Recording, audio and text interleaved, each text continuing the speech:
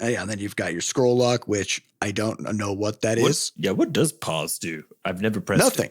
Doesn't do anything. I Doesn't don't do even anything remember. at all. I wonder if it's just like even if you're playing not- music or something, it doesn't pause. It doesn't. It feels 'cause you like have to that's put what it would be dedicated- for. It doesn't, because there's Doesn't. separate media keys on keyboards. Like if the pause button worked, you wouldn't need a pause button next to the pause button.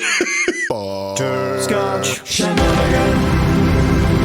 Hey everybody, welcome to episode 422 of Coffee with Butterscotch, the game dev comedy podcast of Butterscotch Shenanigans. I'm Seth and I'm the games programmer. I'm Adam. I'm the miscellaneous programmer. I'm Sam and I'm barely alive. And this is a show where we talk about being barely alive, business, and working in the games industry. Today is June 28th, 20 Jubilee. Before we get started, we have a warning. There's going to be profanity in this show. And we'd also like to thank our supporters over at moneygrab.bscotch.net, whose recurring donations help to keep this podcast going. All right. So we got a big show today. Lots of events on the docket. Mostly, Sam's got some interesting stories to tell, and then we're going to get into some questions. Yeah, before he gets into them, you should be placing your bets about what kinds of things Sam's stories will be, because You never know. it's peanut butter related. Draw a card. What's it going to be? Okay, so here we go.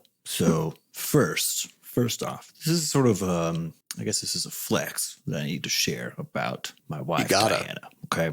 So I set up a plan basically for her for postpartum, which had a few of these phased things to it. So that as we moved from, pregnancy to post having a baby to then kind of get back out there in a variety of ways, that we had a few of these kind of little named moments, right? So like going out on our first date together, that sort of thing, right?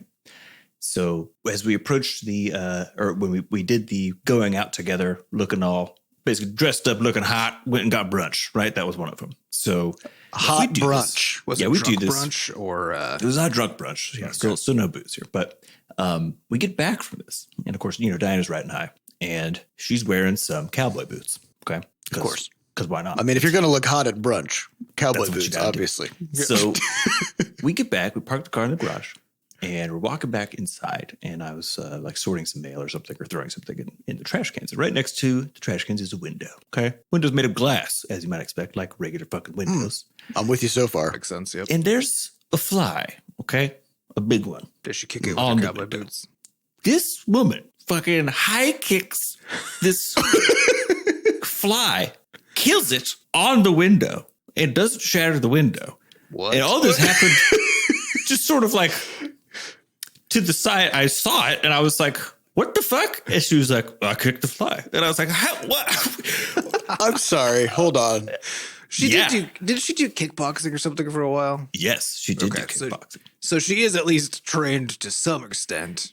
Yeah. Probably not specifically to do so in cowboy boots. No, but the precision required. I've been thinking about this and I still can't figure it wild. out. I don't know how you kick it such that the fly gets crushed, right, against the window, but Yeah. not. Yeah, because Honestly, I'm not even. What's the I'm not even- tolerance there, right? It can't be very big. can't It's be gotta that be much. like It's you literally kicked. This wasn't like a slow press. This was like a fly swatter, sort of like whoopish, sort of. And I Well, was the like, fly's it's going to leave if you go too. Like you got to do a full speed gotta kick kick. Now the thing, honestly, I'm less impressed about the delivery and the fact that she actually nailed it, and more about the confidence in seeing a fly on a window and then going through the checklist in your mind of like, all right, how am I going to deal with this? What are my best options? And the best option you land on is fucking roundhouse kick. That's even on the list of options. Hey, how is that on your list? I think as far as I told Diana, I was like, that is the cockiest fucking move I have ever like actually witnessed in my life. And I think as far as like a story that defines kind of how this woman operates, it's a pretty good one. She's just like, I could do that. And then she does. But the whole time you're just like, how did you land there? Lord, please give me 1/10 of the confidence of Diana. Insane. Okay, so I could do so much. So now, second story. Fast forward to yesterday. My baby has learned how to roll. Okay. Problem is that apparently rolling typically for babies, I don't know if you know this, only goes one way to start with. And I mean that in terms of like back to front or front to back. Right. They're not ambiturners until later. in life. Yeah. Wait, wait, hold on. You said back to front or front to back. Is she doing somersaults? No, Or she's back rolls? No, it's like she's going from her back to her front. Okay. But then you cannot. Gotcha. I was Can't. I just. Oh, you think she was like? You're thinking about Do it to somersault. Yeah, because I thought when you I thought what you meant when she could only turn one way that she's like just like rotating to the right constantly or just to the left constantly or something. I didn't realize it was like just from dorsal to ventral or whatever. Yes. Yeah. There. Yeah. So I totally misinterpreted that. Sorry, in belly to back. the We'll call best it way that. possible. Yeah. Belly to She back, can flip over, but she can't flip under. Yeah, exactly. She could do a gainer, but she can't. She can do an ollie, but she can't. Yeah, I was just like, know. I know I don't know anything about babies, but this was surprising to me. That Well, she's when it over gets here more doing surprising. fucking backflips. What's more surprising is that apparently it's very common for babies who start rolling a little early. So 4 months is considered a little early to not be able to then roll back to their belly. So in other words, she can go from her back to her belly, get up on her arms, and then she's stuck. Yeah, she's stuck now. Yeah. You would Now- think it would be the other way around. I feel like it's harder It is harder. to go. But yeah, but to when go- your brain barely works still though, right? Because it's like making all those connections. So Yeah. That's true. It's just finding like whatever it can, Yeah, and then just it's like, did okay, something. let's lock that one in, and then it forgot the other half. Yeah. of So it. she starts rolling. And so then yesterday Diana were playing with her, making her do it a couple more times before bed, just because, gets more practice in. And this is one of those big milestones that's supposed to help. Yeah, you got to get reps. doing I mean, reps. yeah. So fast forward to 1 a.m. And this baby's actually been sleeping pretty good the last couple of weeks. So usually but she at least sleeps on 6 her hours back, straight. presumably. She sleeps on her back, as you're supposed to, according to the guidelines. And this baby flips herself in her sleep upright onto her belly and then just starts screaming because I mean, yeah, it's not where she's she's. stuck up there and she can't get back down. Okay. And I mean, that's what apparently, like when I wake up on my belly, that's what I do. Yeah. look at this. So she's just screaming. And apparently, what you have to do is just go flipping back over. So Dinah's like, okay, what the fuck? So Do you use a spatula or just like? yeah, you got to No, you sort of can- you spray can with just- Pam, yeah. No, I mean, if you got one of those walk cradles, right? So you can just kind of like flip, sort of do a shake. yeah, just give a shake and a flip. So Dinah goes down and flips this baby. And then immediately, and I mean immediately, like She's been practicing. You had her practicing flipping onto her belly all day. Yeah, immediately fucking rolls right back onto her belly. And Dinah's like, is this for real? Screaming still the whole time, right? So still screaming She's, still her yeah, back. and she's like, "Why did you do this to me?" As she does Yes. it to herself. Yeah. And then, so Dinah's like, okay, surely this can't, have more once. Flips her back. Baby flips right back on her belly. She's like, oh God. Is like this It's gonna happen. It's like continuously. that meme of the guy riding a bike and just shoving a stick into his own wheel. Yes. Yeah. You're like, okay, we're gonna spend all day training this baby to flip over. Why is she flipping over? Yep. Well, And then, so Dinah basically ends up having to, basically just sleeps, or I guess rather lays there in the bed next to the baby's bed in the nursery room, which luckily we have basically a crash cot, for napping while this bullshit happens. And so just stays up flipping this pancake baby for literally like 3 hours. And the whole time the baby's screaming to the point where the baby's just hoarse this morning because she screamed so much. Just, again, for no reason. And Dinah's theory, and I agree with her actually after like seeing it, because I came down to help out like 1:30 or so, is that it looks like it's basically like an involuntary maneuver. Like when you guys Yeah, know. she's like, not trying to do. She doesn't I know think what she's doing. she's essentially just reflexively like rolling. And then, I think it's her conscious mind wants to go to bed, right? Yeah. But the rest of her brain, it's like when we work on something like a new skill or something like that for the day. And then you go to bed and your brain's still going on, right? Or your programming problems you guys have talked about a lot, right? Mm-hmm. If you're working on something hard, some weird debugging thing, you can't like turn off your brain, right? It's still working on it. Now imagine that you don't quite have the ability to fully disconnect your brain from your body. And instead you wake up halfway through the night programming at your computer. And then you lay back down to go to sleep. And then you just wake up again at the fucking computer. Yeah. I mean, I'd be screaming too, Yeah. If you're possessed. She may also have inherited, the like Seth's traits, the ones that Seth got handed down to of alligator turning while sleeping. So that's that true. she might just be like part of her sleep normally is going to be to just roll, but roll all the way, But because she can only roll part way, then she's stuck now. So you could use some kind of because she just needs to be pinned in place is the problem, right? So like the question is now that you guys are awake and it's the next day, is how are you going to pin her in place so that? Well, so that's the problem. Apparently, you're not allowed to pin these babies in place because they're, they might just give up and, I don't know, face plant and die, because she's still stupid enough that she won't turn her head necessarily to the left or right. We've seen this because when she's working on her turning and stuff, if she gets tired, she just face plants and then just screams into the pillow or the mattress, right? Which is hilarious. It's like, this is the thing. It's like, this is actually, it was so funny, but it's happening at the wrong fucking time of day to be able to enjoy how ridiculous it is. It's so... Was there a point where you were just so exhausted, or Diana was so exhausted that it became hilarious again, or did it only just get more frustrating as the night went on? I believe from Dinah's report this morning that the first 30 minutes or so was baffling and enraging because it was like, why won't you just lay back down, And then Maeve was like, I'm wondering the same thing, honestly.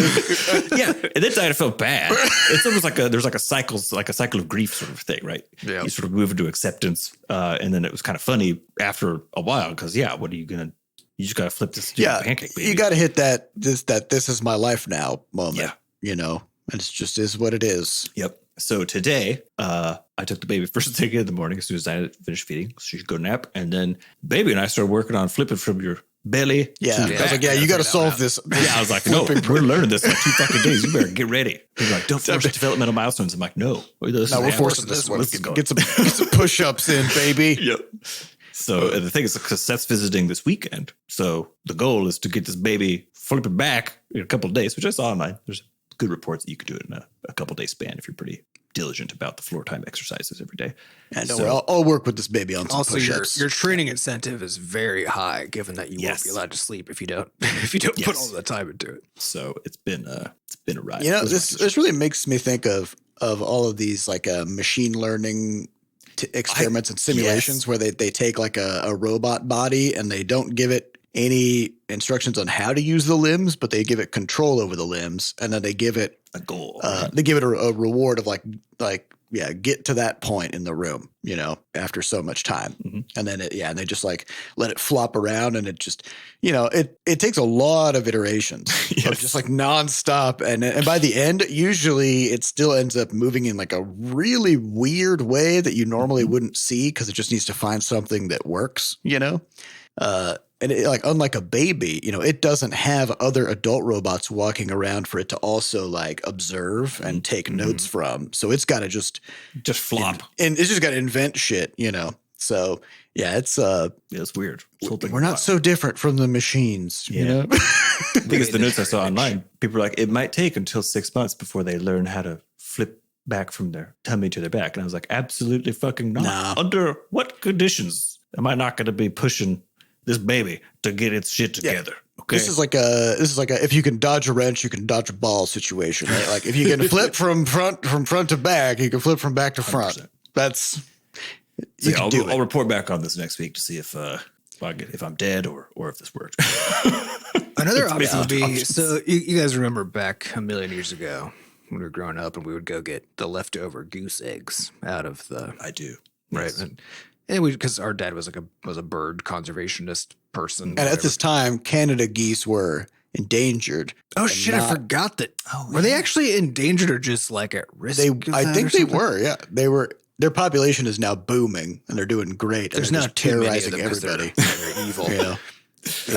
We put out boxes on our ponds because we grew up out in the boonies, and so we put floating boxes out so that the raccoons couldn't get to the eggs and stuff, And then every year, once the geese left, there would usually be an egg or two left behind, and it's either because it's a bad egg or because it's just a delayed one, and so we would go candle it, shine a light into it to see if it was fucked up or not. That if it wasn't, we had one of those little incubators, that has a little rotating guy in there, and then you just holds a temperature.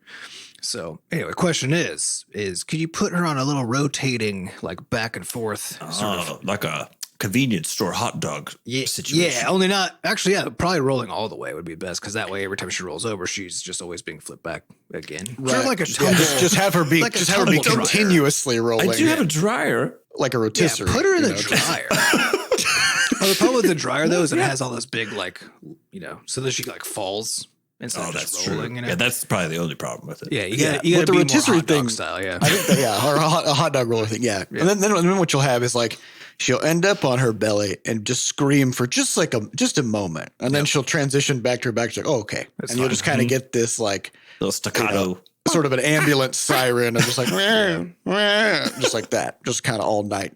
And maybe that's better because it's more rhythmic. I think the thing that disrupts sleep is unpredictability. It's not loudness. That one's fine. As long as it's like, if you ever just listen to a car horn or like a car alarm nonstop all night, you can sleep right through that. No, eventually it just fades away, because it's. But if you have random stuff happening that's novel, right? And your brain is like, hold on, what is that, right? So that's why if you just get her on that roller, make the screaming rhythmic, and then boom, sleep. Hot dog baby. I was going to say sleep like a baby, but that seems like that's bad, actually. Sleep like a hot dog. Yeah. I think when people say sleep like a baby, they must mean sleep like a kitten or puppy or something, because like those fuckers just zonk out so hard in any position whatsoever because they're made out of liquid. And there's an early period during the newborn phase. They do sleep so hard. So they mean like sleep like an infant is what? Yeah, or like newborn, like the first 3 months or so. When they sleep, you like basically cannot rouse them because they're not really going through sleep cycles. They're just in deep sleep. Yeah, like instantly. Yeah. So, but also they have to eat like every 2 hours. Yeah, then they wake up screaming because they're so they sleep very deeply. Just for a minute. Yeah, because like with like when we've had our kittens in the past, like they just like no matter what's going on, they'll just suddenly get tired and then just be out. And then you can just like you can pick them up. You can just do what you can. Their little mouths just hanging open. Like it doesn't matter. And they don't wake up screaming, which is a nice feature of dogs and kittens. Yeah. Oh man. Well, yeah, we'll see. We'll report back next week on how that flipping progress. All right, let's get into some questions. These questions come from our listeners over at podcast.bscotch.net. Our highest upvoted question comes from Mart, who says, do y'all still joke about the card game Dominion every winter holiday? Have you played it yet? It's a great game. I know it's a great game. I've played it once now. Oh, Adam played it once. I played it not with me. Did I play it? Actually, now I'm not 100% sure that was Dominion. Was it Dominion? I think it through the mind like a fish. Yeah, now I'm not sure. Now that I say that, there's a big difference. Is there? I can't remember. It's been so long since I played Dominion. All right, so here's the story. This is a throwback. Give us a recap. It's a very short story, which is basically I played Dominion a long time ago with some friends, and then I was like, "This is a great game," so I bought it. I have it. It's in the plastic. Is it still wrap. the plastic? Still wrapped. Yep. Yeah. And then we had these family get-togethers for like 5 different events in a row where people were like, bring some board games, blah, blah. And I brought Dominion to every single one of these. And I was like, hey, you guys will play Dominion? And everybody's like, and the first time everybody's like, no, let's play this other thing. So we did. And then I bring Dominion to the next event. I'm like, hey, guys, I brought Dominion. And everybody's like, well, let's not play that though. Let's play this another time. And so this became a running joke that like the way that we play Dominion as a family is we just bring it somewhere and put it on a shelf and then play a different game that Dominion watches basically from behind its plastic wrap. Yep. So still haven't played it. Still in the wrap. Bring that when we come over for the holiday because we might play it. Yeah, well, we will play it by putting it on the shelf. And I think it's like 8 or something, isn't it? It's quite a bit. I wouldn't know. It's been so long. Well, actually, you can play Dominion with like an infinite number of players because the way that you play it is you just put it on the shelf and then go do other things. So really, we're all playing Dominion always right now even. Yeah. So it is a great game. Would recommend. Mm-hmm. Next question comes from Retro Banana Man NL, who says, are you guys still screaming at your PCs with Talon? How is that going? Mm-hmm. Did you find out some new and or exciting things that you can do with Talon? Well, I'm not still screaming at my PC for a very particular reason, which is the way we work tends to be basically paired enough where Seth and I are essentially on VoIP like 90% of the day or like work time during the day. And then Adam's in there also typically like probably even at the same or maybe like a little less depending on what he's working on. And so we're on voice so much that I kept on. There's no way that I could very easily know that my mic for Discord was hot and my Talon was asleep. And so I kept on having these very annoying things where I start talking and then you see the words pop up and you're like, oh God. And then it had done a bunch of things, So I slowly kind of decided not to bother figuring that out and went away with it. But I do have a few art friends who actually picked it up and have been running with it. One of which he'd had 2 RSI, like one in each hand, basically had RSI issues. And so it was kind of repetitive stress injury. Yeah. And so it was on this kind of like, not sure just how long he could actually continue his art career. He's in like mid-20s, right? And that dude has taken this shit all to whole new levels that I don't even know about. His name's Daniel. He's hilarious and so into it. And so every time I like randomly talk to him, like once every few months, he's like, "Oh my God, at some point I got to show you my Talon setup," because he's just apparently going nuts with it. And then I talked to some other artists who knows him, and they're like, "Oh, Daniel's like really into this thing called Talon. Have you heard of it?" And I was like, "Oh yeah, I showed him that." And they were like, "Oh my God, he won't shut up about it." Like, so the video did some help for some other people, but this time I'm not using it so much myself. I had the same issue. Just accidentally having it on and thinking I was talking to somebody, but I'm talking to my computer, and then stuff starts happening, and then it's just chaos. So actually, I resolved that part like reasonably well with the sort of the hotkeys and setup that I use. So because I had a global toggle set up on my mouse that I use for toggling Discord mute on and off. And I just had it also at the same time that I did that. Every time I would toggle Discord on, it would also turn off Talon. Right? Yeah, I did do that. And vice versa. And for the most part, it ended up being like I figured it out well enough that it was okay. The main thing for me is that there was a whole bunch of stuff that I wanted to be able to do, mostly with like managing my desktop and like switching between apps and that kind of stuff that Talon didn't have really built in a way that did what I wanted to do. Easy enough to hook. Yeah. So I spent a lot of time digging into to the guts and like learning enough of how the code was set up and how it worked that I could try to like make those things work myself. So I did a whole bunch of those things and got it like into an okay kind of a state, but it was still like just janky enough that I kept on finding myself just like using my other stuff. It's kind of like what we talked about with the VS Code extension last week. It's like there's a lot of these pieces of tech or tools that, depending on the use case, they almost have to be just like completely airtight. Otherwise, you'll use it until suddenly you run into something that you can't use it for, and then like shit, and then you got to stop using it, go back to your thing, or if it's like easy repeatedly kind of causes some other issue. You know what I mean? Like it's because it would just it would mishear just frequently enough. That I think it was that, and it was the case that for me, rather than like accidentally sending commands when I didn't intend to, it was actually more that I just couldn't send voice commands because I was like it would mishear. I was talking right in chat in like in our voice channel or something, right? Yes. And so because I'm doing that, the stuff that I would then be like learning to preferentially use Talon for, then now it's like, oh, should I gotta like mute myself while I'm talking temporarily so I can say something to right. And so I think because of how we work, I wasn't able just to like really truly fully commit. And I think that's the main reason that I ended up falling out of it. And I'm I know it's improved quite a bit since I really stopped using it, because we were on like the beta version of it, and it was the guy who runs it was releasing new releases every week or so, and they were better every time already. And I know there were some big changes he was in the process of making for like making it easier to add your own stuff and to like pull in, because that was the other part too, is it was so hard to pull in each other's stuff because they don't have like a concept of like package management and stuff.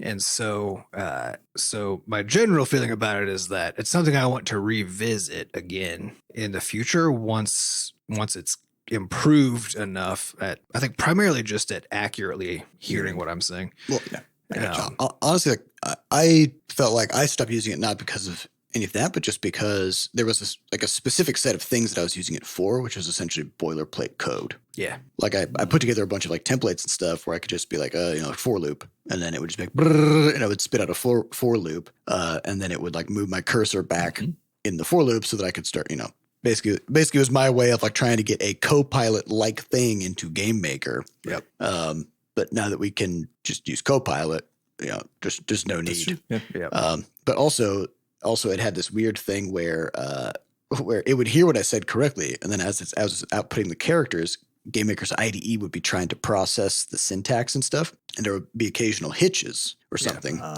And then ultimately got a slow like input buffer basically. So yeah, and either it would like miss a character or it would end up like reversing the order of characters in some cases.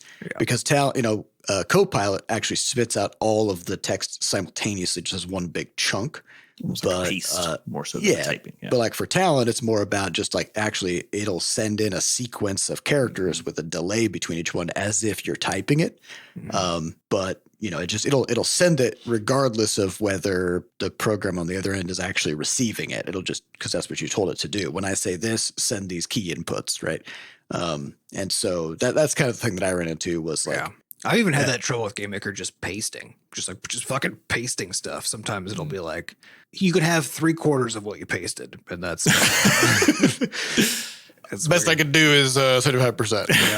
Yeah, they've got some very bizarre like buffer input problem there. It's weird. Yeah, I think if it's the case that, and it might be that once we, as we get into the content push phase, if I'm for chunks of time where I'm just kind of pounding out some art stuff, which I haven't been in that mode for quite a while actually, where I was just kind of know what I got to do. I know the parameters. I don't need to be talking to anybody about it. And I kind of like, and I need to be doing this sort of first and foremost, rather than supporting like the next kind of feature set for system development. Then if I get back into that mode at some point, then it might be the thing I flip back into, because it does make you faster if I could put it only in that scenario where it's a bit more of a controlled environment for me. So still worth it. I think if you're depending on your work style and other stuff you got going on, but not I would say for as a long-term like investment in your productivity, but I think more importantly your physical health, I still think it's a really good toolkit and it's a good move to make.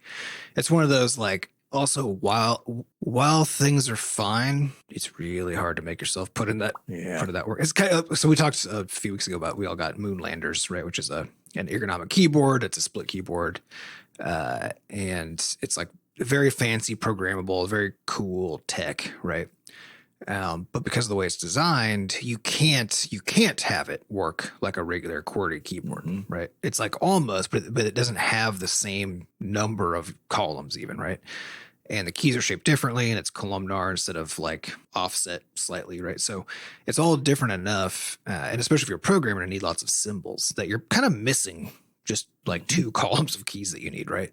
So there's literally no way that you can just like go pick up a Moonlander as a program. This is true for, I've noticed, like most of the cool new ergonomic keyboards that are out.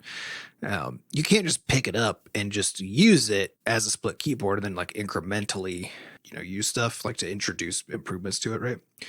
You have to go all in like right out of the gate. Yeah. And I had to make a decision like the moment we got them that I was like, okay, that's true, and I'm making a long-term investment in my physical health, right? Because this is going to be unpleasant. It's going to suck, and I'm going to hate like doing it because it's going to be way harder than just using a regular ass keyboard. And I think with Talon, because Talon actually allows you to do much more incremental adoption, because you can just add things, right? It's very intuitive, right? It's very intuitive, but it is still the case. You have to like learn a whole bunch of stuff to be able to use it truly effectively. A whole bunch of stuff. And especially for your own, like the stuff that you care about. Yeah, you got to set up tons of stuff. And so the incremental adoption, like while you can do it incrementally, you're extremely limited if you don't not necessarily go all in, but like what I should have done was like really memorize the 1-word versions of the alphabet and like all these other kinds of things to make it easier to use, or to give you more power for stuff to use, because when you're just doing incremental adoption, the value proposition stays low, right? Yeah. While you're doing it. And I think with Talon, I didn't go all in. And I think in part it was still because like, again, like it's really good, but it still is like, it's just enough jank. There's still just enough jank that I didn't feel comfortable going all in, Yeah. Well, it feels like it's really good. I think for Sam's use case, or the use case where like you only have one hand on the keyboard a lot of the time, but you also have a shit ton of hotkeys. Yeah, which is pretty different from programming, where like usually you always have both hands on the keyboard. Either you're in an IDE where you're not necessarily using a ton of hotkeys, or the hotkeys you use is like in the case of VS Code, it's like Control P. And then that kind of like gets you into most things. Yeah, you don't actually like, you could memorize, because VS Code, right? You could have, there's literally like 1,000 hotkeys that you could memorize, but you can also get to every single command just by, like you said, Control P, and then you just start typing the command you want. Yeah. So like it's all about ease of navigation and like a lot of the ergonomic stuff, there has this tendency that I personally don't like, which is they have an opinion that moving your hands is bad, right? So like the Moonlander has fewer keys so that your hands don't ever like move from their current position, which is why, like, you know, for example, a numpad is inherently like violates that because, you know, normally your hands are on the home row. You want to use the numpad, you have to lift up your whole ass hand and move it to a new part of the keyboard, right? But there's little nubbins on the J key and on the 5 of the numpad. And so like, it's very easy for me, and I'm very accustomed to it, to just like pop over, move my hand right over, right? Or go from like my mouse back to the home row, and I don't have to look at the keyboard at all. And so like you were saying, Adam, it feels like you're missing 2 columns worth of buttons on the Moonlander. I was like, you know, if they just had honestly, those, you just are. I think it's I do think it's a design flaw of the Moonlander plus many other keyboards like this that they're like ergonomic means hardly any buttons, right? Yeah, which is just and it's sure it's true that like because they have this layer mechanism where you can like hold some key down or tap a key and move to a new layer. Like but that's harder now ergonomically, right? Well, like and doing also you key have to, combos, it's just and contorting your hands. And I think it can be easier, but you have to still you have to learn it, right? And because for things like and I can see for things like the 10 key, right, for the numpad, right? Like, because actually I'm a believer in the idea that you shouldn't be moving your arms too much, because that is what has caused me over time. Like that's where I get, you know, not stress injuries, but like the onset where I can feel like at the end of the day I'm like, you know. So I had gotten rid of my 10 key. I got a 10 keyless keyboard before I got my Moonlander. And it was way more comfortable because the mouse is just right there, right? It's not, I don't have to hop over 10 keys to get there, right? Yeah. And so I think like that premise is true, right? Like it is better to like have everything in a good spot and then not have to move out of it. Because basically anytime you're moving out of like optimal position, you're kind of necessarily in a worse position, right? So I think that makes sense, but I think everybody takes it too fucking far where if the hardware like doesn't my pinky allow is you- really good at moving a little bit, and that does not hurt my arm. Yeah. Does not hurt my wrist, right? When my hand moves a half inch so that my pinky can reach right all the way, right? It does not fucking matter. No, Adam, it's not allowed. When those keys Can't do are it. gone, because it literally is like 2 columns are gone. It's now I have like now I had to move like when I'm programming are these like really important keys, because like there's too many keys that are really essential to programming. Yeah, right? programming is challenge in this That case. they still have to be really convenient somehow, but there now aren't dedicated buttons for them, you know. So That's why like I had to stop using the camcorder because it doesn't have a pipe key. yeah, which is really Like, and you can't That's you a whole can't really other assign the level. keys. really bad. Wow. Yeah, shit. yeah, but that idea of like we're going to recreate and replace the keyboard, but also not give you all the buttons that a keyboard has. It's like, well, you've already then fully constrained your user base to people who don't depend on that key, right? Like every key that you pick, and like the Moonlander also has no F keys, right? Or as in like it has that entire top row is gone. Like yeah, so that was my struggle with it. Like all I want from an ergonomic keyboard or just like a keyboard is same keys I already have, but just take everything to the right of the enter key. So the arrows, the numpad, all that shit, and just put it on the other side. Put it on the other side so that, like you're saying, Adam, it's really more about moving your hand from keyboard to mouse because you have to jump over. You can probably just get something like that. I'm pretty sure they have those. Like, well, and that's actually been the weird thing too is like is there's this weird fucking gap in the market, I think, and which is currently it's like rapidly being filled, which is because I'm a keyboard, you know. I'm not as nutty as some of the keyboard people, but like I'm a little bit of a keyboard nut, so I'm constantly looking at new keyboard models that are coming out and stuff, you know. But there was a period of time where you could either have things, and the Moonlander is very new. Like there wasn't anything comparable to it until it came out, and like when it came, and like the things that came before it were mostly these like, oh, you can get the plans because it's open source, and then use your 3D printer to make, you know, it was like that's the kind of shit that it kind of came from, you know.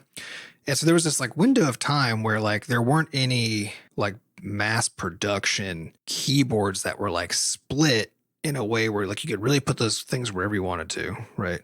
But it was still just a QWERTY keyboard and it was mechanical, right? So like I said, there wasn't really like a place where you could like get all of the things that you want, right? And And then things like the Moonlander jumped right to, and now it's columnar. And also, here's way fewer keys, even the ones that you really still need. You know, we're going to fucking throw those away. And so we had this weird like jump. But I have noticed though, and now I'm getting like kind of annoyed because I keep on spending large amounts of money on keyboards. It's like the best I can do at the time. And then the new one comes out and I'm like, oh, fuck, you know? So, because there are now some, I think Keychron, which my last keyboard that I loved, 10 keyless, just it felt so good. I love that thing. It weighed 5 pounds. It was just like, I think when Seth came over, I showed it to. Like it's an aluminum chassis, right? So, which then it's good that it's heavy right? because, like, if it's one of the most expensive and valuable things in your house, it should be hard to steal. Oh yeah, exactly. Yeah. You can't even get out of the house with it. But because it has like it's like full of like rubber mats on the inside to dampen sound, and like I think that's where most of the weight comes from. But like, of course, and it has security lasers and GPS tracking. It just felt so good.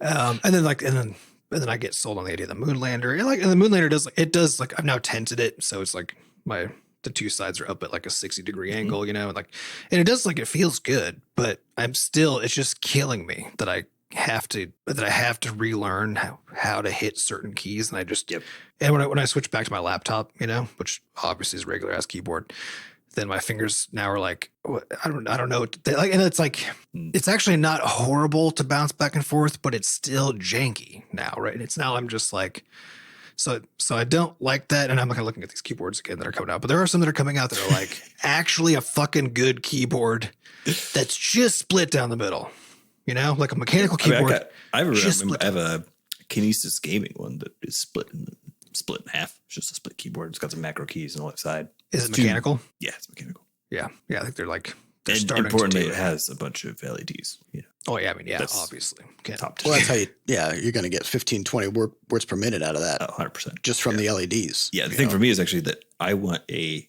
very compact split keyboard, which is when you say compact, what is that?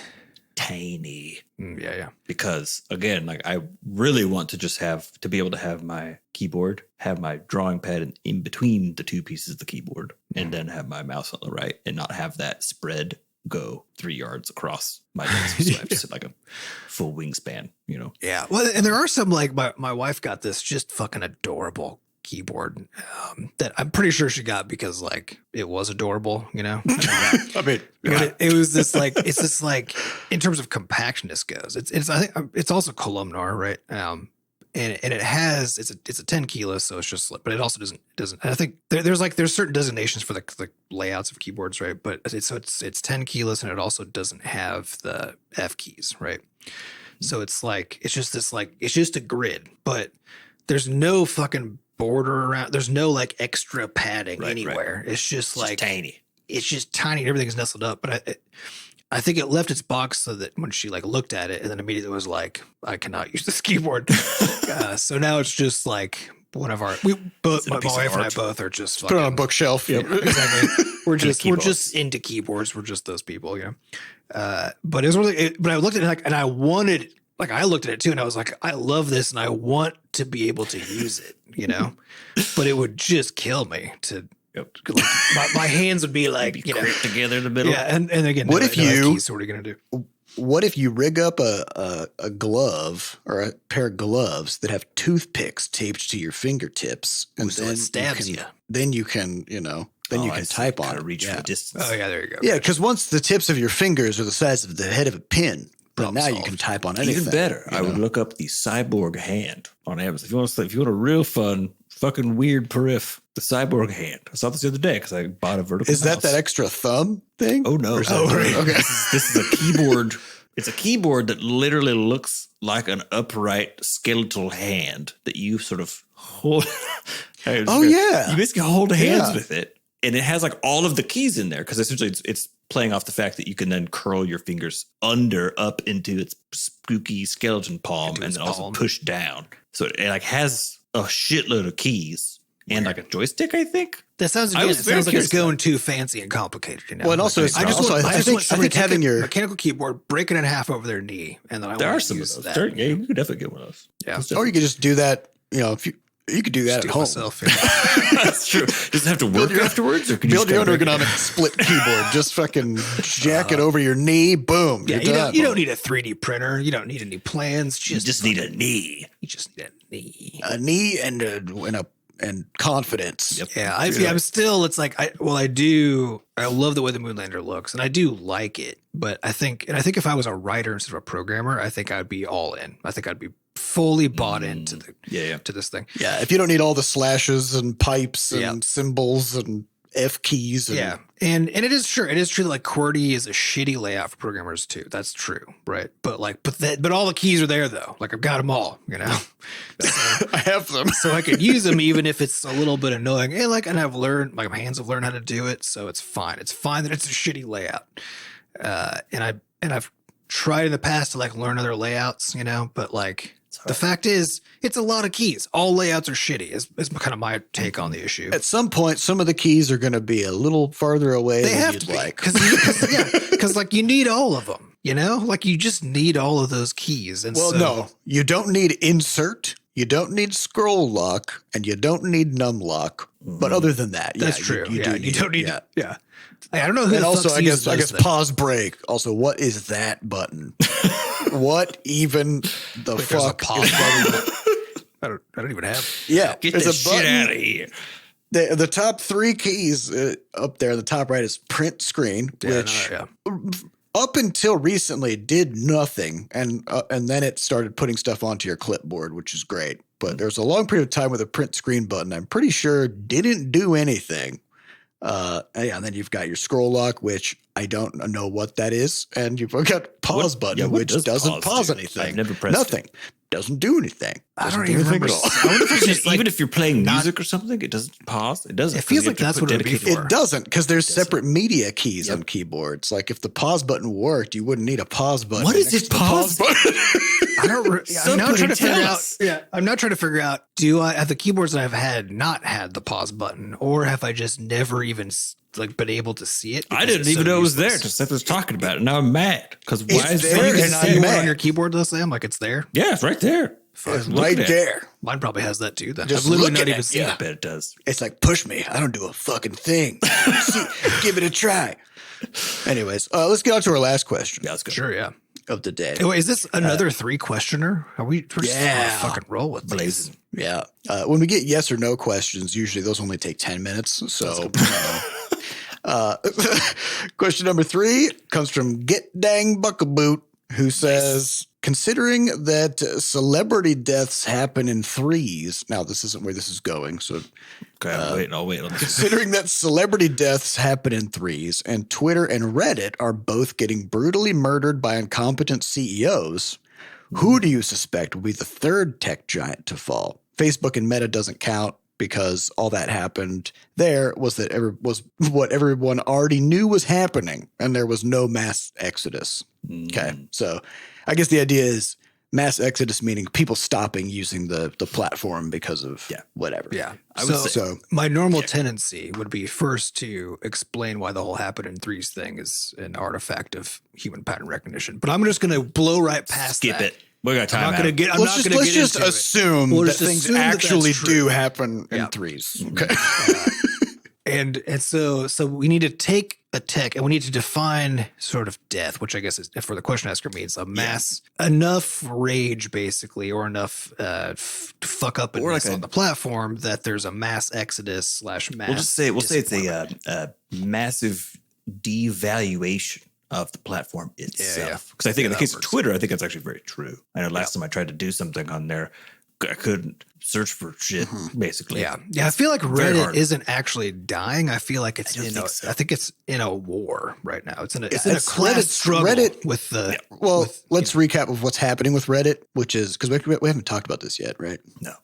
I think we got to just set the stage a little bit, which is just that Reddit has an API so that third-party developers can make applications that interact with Reddit.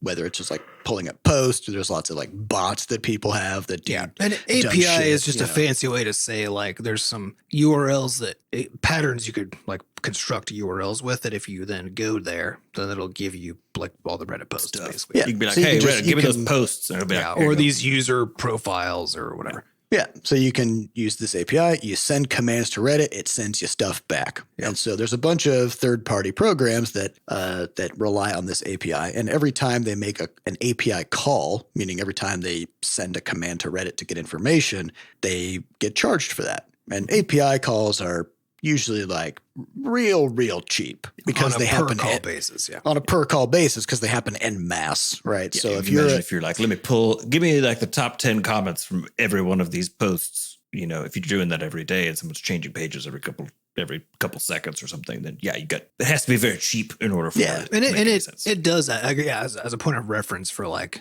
so we have our own APIs for Rumpus stuff. Like Levelhead has APIs that the game talks to and all that kind of stuff, right?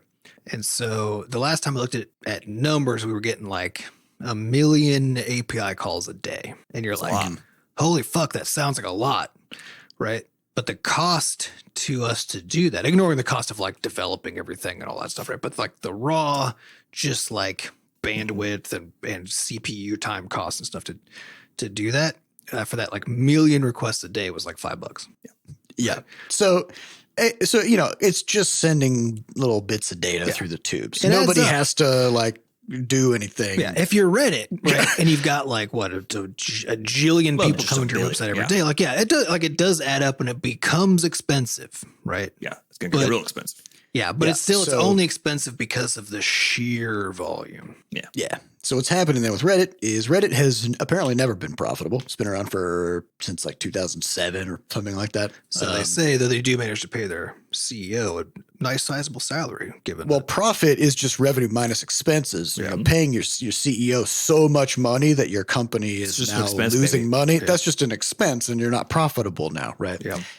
So there's a bunch of people who instead of using the main Reddit app or the main Reddit site to browse, they use third-party programs that are therefore able to sort of like cut out ads and stuff like that, or just give like a different or better experience. In particular, Reddit is notoriously bad about accessibility. It's just not. As you would expect from such a entity, they don't give a shit about disabled people. And so they do not do a good job with making sure that as a website or as an app that it's actually accessible to people who are blind and so on. And so some of these apps that are out there, which Reddit sees as competitors, right? Even though they are actually people into Reddit. Yeah, they're actually providing a service that Reddit itself is not providing to certain subsets of its audience. Yeah. So by and large, Reddit basically looks at all these third-party things, like Adam said, and they're like, this is the fact that people aren't using our main app is bad. And they kind of had two directions to go with it, right? One is we should improve our app, and the other is we should destroy all the other apps, right? And they chose option B. So they jacked up their API pricing to the point where literally all of the major third-party developers can't afford to operate and they have to shut down. So, and there's an aspect of this that is like not unreasonable, right? Which is Reddit as a entity, right? Are like, because like these third party apps are using just a fucking enormous amount of Reddit API and bandwidth traffic, right? But they are paying for it. Yeah. Were they paying for it at all? Because I thought it was actually just free. Was it not just free? Previously? No, it is. It's they have operational expenses because they have to pay for the API usage already, right? And so like Reddit already is making money from these companies, but their belief is that doesn't offset any money lost by not having those users directly on the main Reddit page getting hit by ads or whatever, right? So instead of just saying, well, can we increase the API pricing like just a little bit to offset that and tilt it into a positive direction? Instead, they said, no, we're gonna just was it like they 10x'd it or 20 or like it's just through the roof. And so, yeah, all of these companies have announced like, yep, we're done. Like we literally can't afford to operate in this way. They changed the pricing specifically to remove third-party applications because Right. they made it unaffordable at scale. Yeah. But I think the important note here, though, is that for a lot of people, myself included, didn't even know that there were third-party applications. Yeah. That I don't care. So exactly. So this is sort of the thing when people say stuff on the internet like, oh, Reddit's dying because of this thing. There's a really big maybe, but maybe even not, because this will affect Reddit not at all, I think. In the long term. In the long run. Yeah. So I would disagree sucks for all these third-party developers. But the way that it is having an effect, because there are two ways to have an effect, right? One is the platform itself changes in some way, which is part of the argument here. But the other is that something changes with the community and how stuff is posted and managed in such a way that it kicks people out every time or whatever. And I think that's the place where on Reddit stuff is happening, because a huge swath of the communities there have tried to basically do things to protest this change, right? Yeah.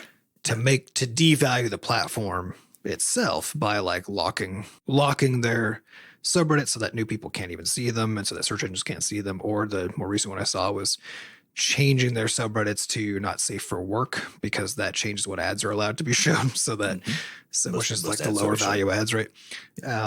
And whether or not they even allow NSFW content. Right? It's like Reddit is actually run by a vast army of community moderators. Yeah. Who, without their intervention, the whole thing turns into what Twitter currently is. Yeah. Right, which is a cesspool of just nonsense and garbage. Or in some cases, with their intervention, the moderators themselves turn their communities into that on purpose. In some cases, and many of those communities are already that on purpose, because like that's what Reddit's premise is. Like, oh, you can make a community for just the worst people if you want to. You know, if you want to. Yeah. So as far as all the most popular ones, then you basically have this. This is to me the comedy of the problem and the weird short-sightedness, Adam, to your point about this problem, which is like Reddit makes money. Any money that Reddit makes at all is going to be in large part derived from content posted by other people and moderated by other people for free, right? Mm-hmm. Yeah, the value of the platform to its users comes from the unpaid labor of content of posters and moderators. It comes from the goodwill of the users toward and then they monetize the fact that, so they basically monetize the value created. This is true of all social media platforms, right? They monetize the value created and managed by the labor of the people on the platform by showing ads to you, right? But unlike a lot of other platforms where moderation is done by by a team of people, at least to some extent, extent, Reddit's one of those ones where it is done via the community, right, largely, and so but with no kickbacks whatsoever.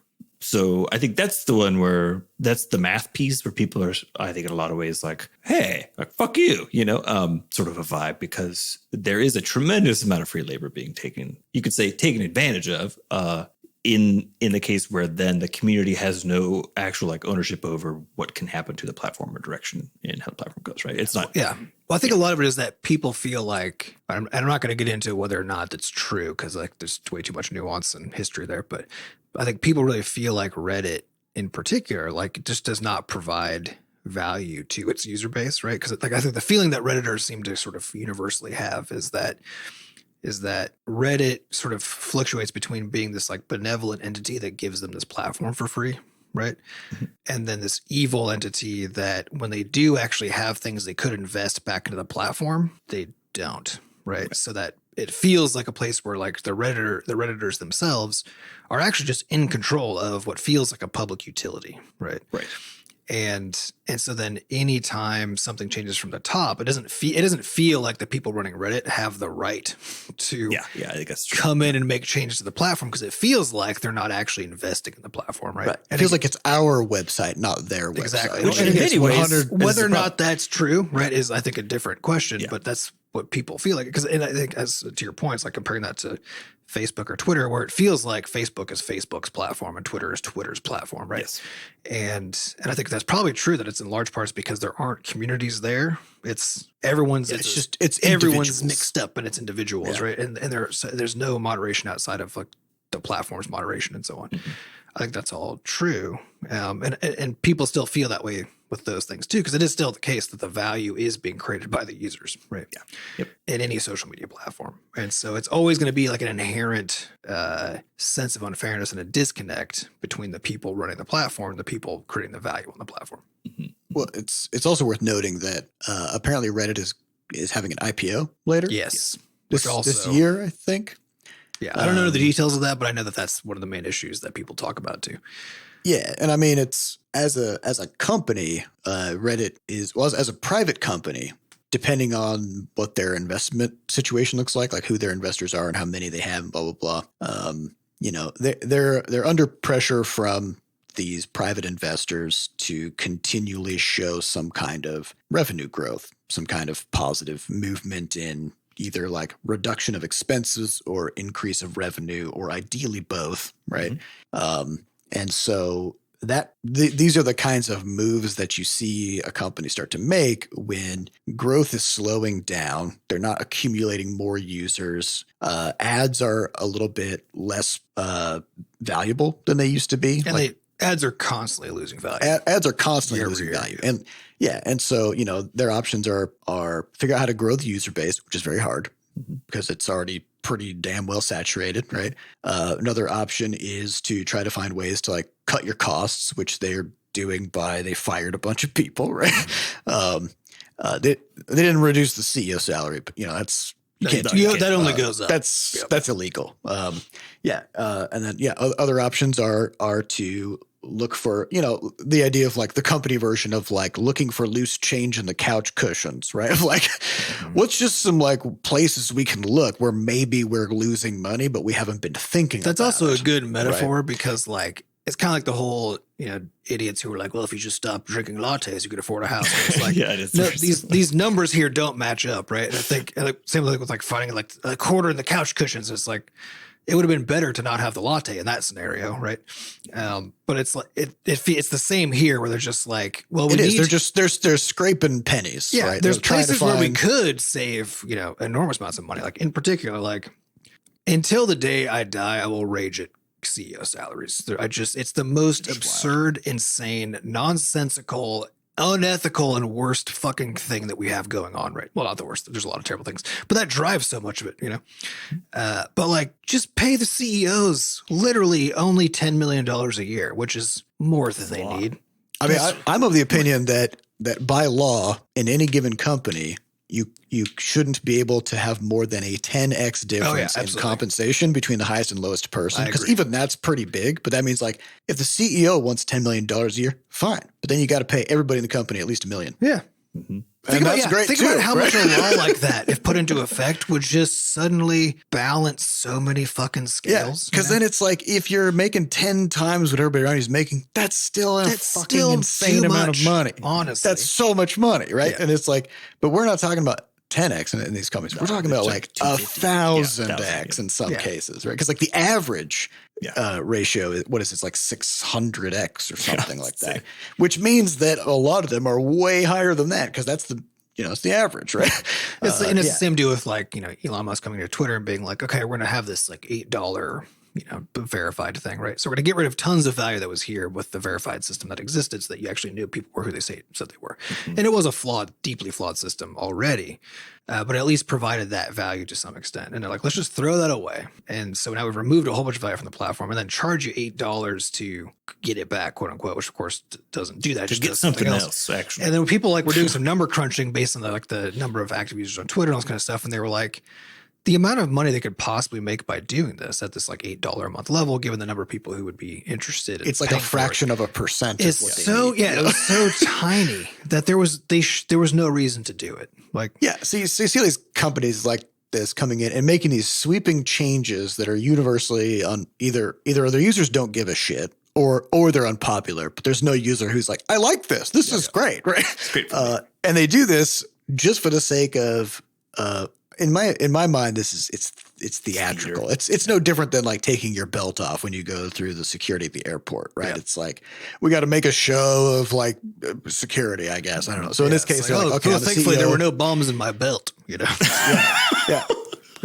So like, so the idea here is like, okay, I'm the CEO. People want me to be making more money. Let's just like come up with a plan and make sure that people know that it's a public thing that we're doing. Because like if they go, oh yeah, we optimized our servers and stuff, like nobody's going to talk about that. There's not going to be news articles. Wow, Reddit made its servers 3% more efficient. I think the reality is though, if you're talking about coming up on an IPO for a community-based platform, something like Reddit, there is a need to prove to the broader public that you have control over your product. Yeah, definitely.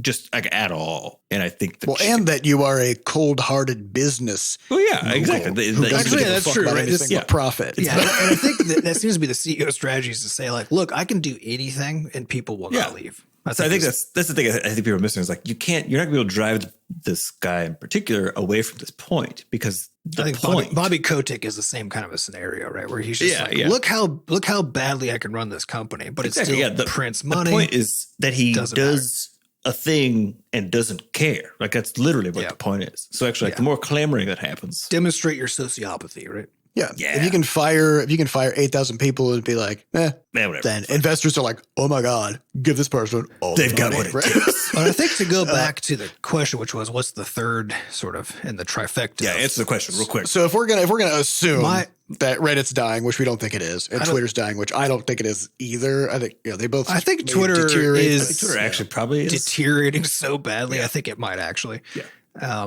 But I think if Facebook isn't dead, Twitter's not dead. No, they're gonna be terrible places, but they'll still be existing. They're terrible places for terrible people. But I guess what's the next one? Maybe not dead. To me, the next one is, and this is going to be a hot take, but I feel like Google. I was gonna say this has been so proactively destroying their goodwill. Yeah, because like guys, I still love Google. Like I've been a Google fanboy since like since Gmail. When Gmail came out, I was like. Yeah. This is the best thing in the universe, and it's free. Goodbye, Hotmail. Goodbye, Hotmail. and goodbye, Microsoft, honestly, right? Mm-hmm. And like every cool new and Google's done such a good job of like releasing cool new things, right? The problem is they've also destroyed every one of the cool new things that they have created, right? And so just last week they announced that so Google domains, like a registrar for buying like Butterscotch.net. Butterscotch, yeah, exactly. They just last week announced that they are selling that off to Squarespace. So that's going to be converted into a Squarespace customer base, and like the tool is all going to move over there, right? Interesting. And like why? Dude, right? It's like this isn't even like an unpopular product that nobody's using. It's like a utility. It's like a utility. Very boring utility. Why? And it's so fucking inconvenient for everybody once you do that, right?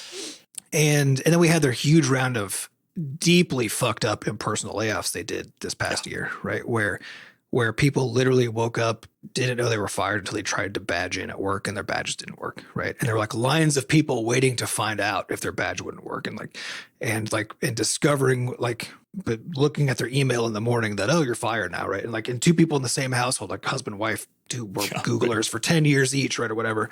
And like one of them got fired and the other one didn't. Like that Google went from a place where like everybody wanted to work there. And it was seen as this like badge of such honor to become a Google employee. And like Facebook and like other companies used to be the same too, right?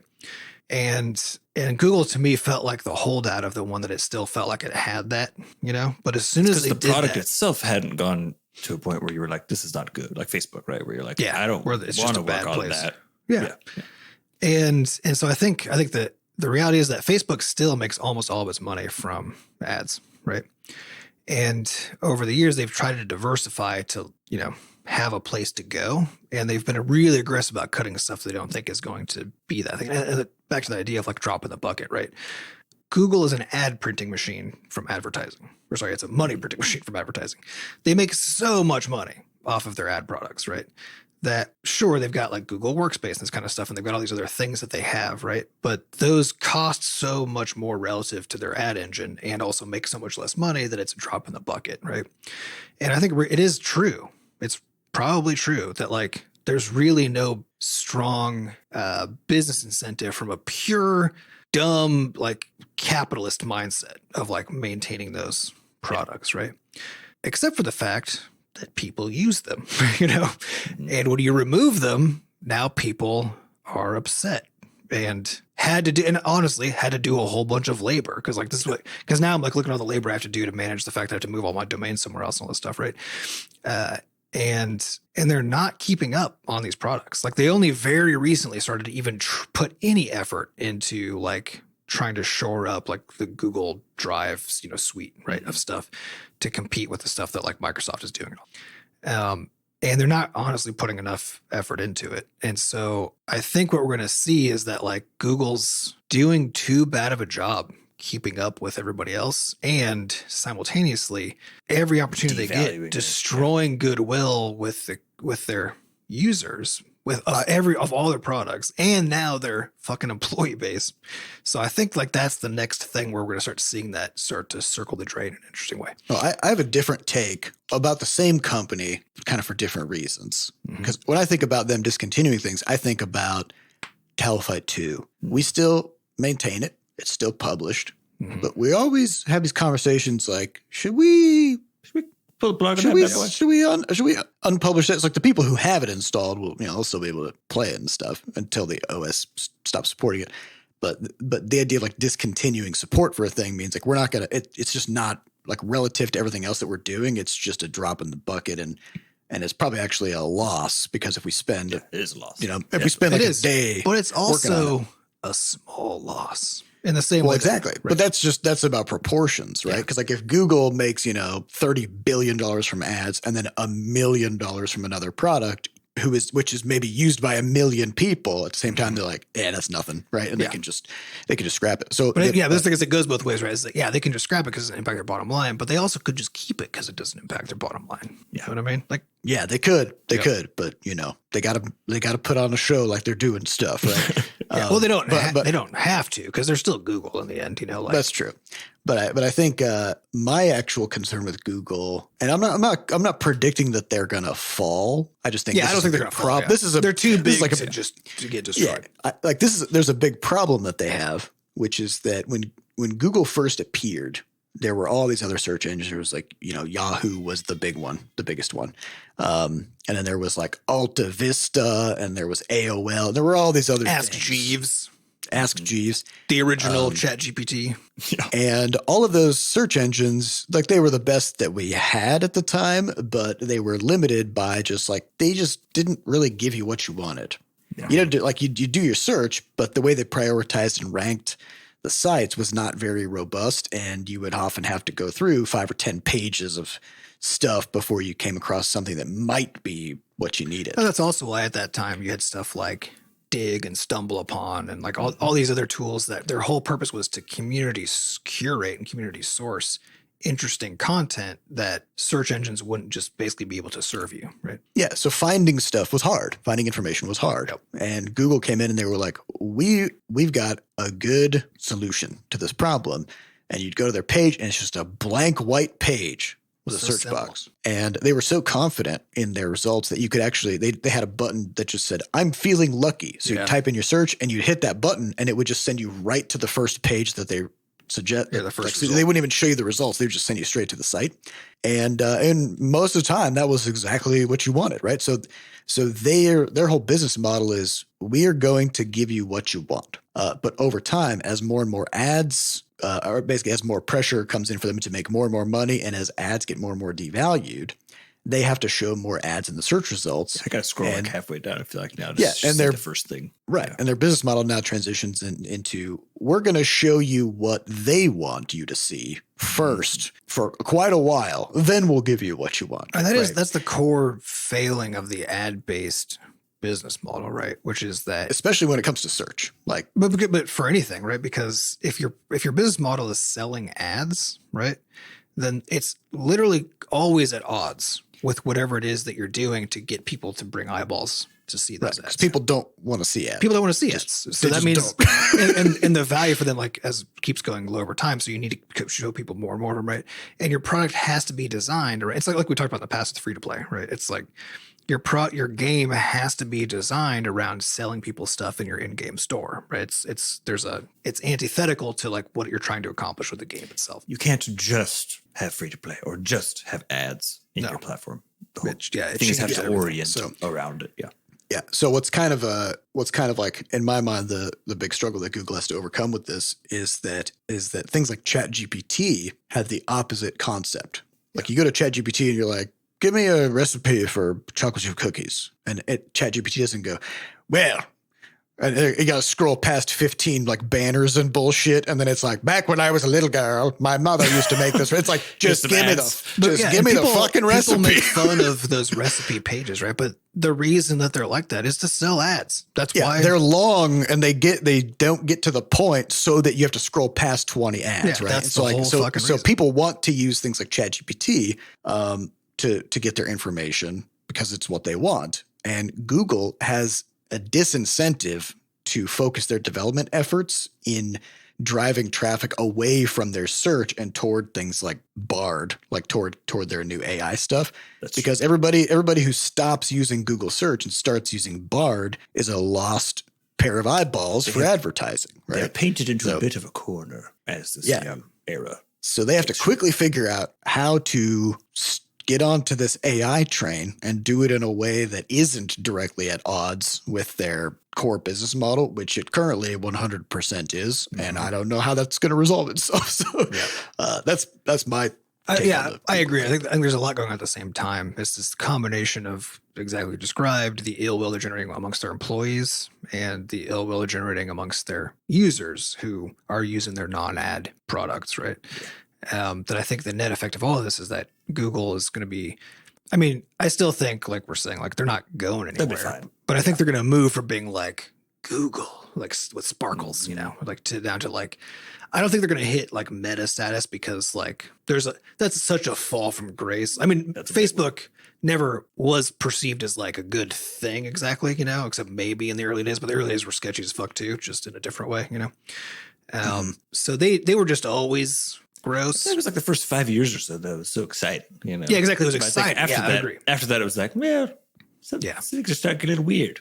I remember the turning point for us was when we were getting the company off the ground and we made a Facebook group about our studio. We had 20,000 followers or something on that. Yeah. And then at a certain point, they just stopped showing our posts to our followers. And they said, we'll show your posts if you pay us. So every time we posted, we would have to pay per view of our posts. Yep. And we're like, oh, wow, this is useless. And then, of course, they undermined and tried to destroy democracy. Well, I guess successfully did. There was that. Being honest.